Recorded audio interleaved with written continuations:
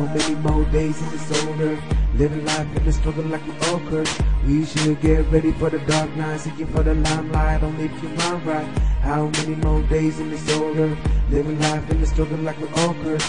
We should get ready for the dark night, seeking for the limelight, only if your mind right. Ako'y nagkukonsensya sa aking naririnig. Mga bata sa pinaginagawang alipin na sa gitna ng kalsada, humihingi ng pera dahil pinagbenta sila ng kanilang matina. Lumala ang paghihirap, lalo na sa paghinga. Araw-araw lumuluha dahil wala silang kasama. Kung saan na lang sila ngayon nakatambang sa ilalim na tulad na karamihan na mabantay patay sa gutom. Kahit gobyerno wala silang may tulong, dumidilim ang kanilang ilalandas. Para sila nakakulog, nakanta ng mga kamay.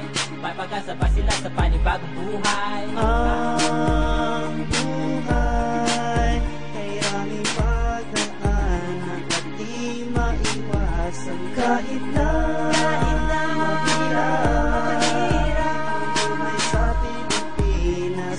Kaya natin sa buhay talaga sa Pilipinas ay mahirap, lalo na yung mga batang magulang ay hinahanap. Bakit ng mga bata natutulog sa kalsada dahilan ay iniwan sila na nag-iisa? Paano naman yung mga kinabukasan nila? Kailangan na naman nila ng isang pamilya. Minsan pa ay wala makain magato, kailang kaya sila makakaahon sa lugar na kanila kinakamayuan. Basta mga magulang sila ay nilayuan, kaya ngayon minsan pa meron na mamatay sa dahilan na magulang nila ay umiwalay. Everybody wake up, open up your eyes, celebrate your mind and realize kung saan ka patungo ang ating buhay. Dahil unti-unti nawawala ng ating kulay. We gotta love one another, help each other. Let us in the last, so let's make things better. Para sa kabataan na nahihirapan, bigyan natin sila ng konting kapayapaan.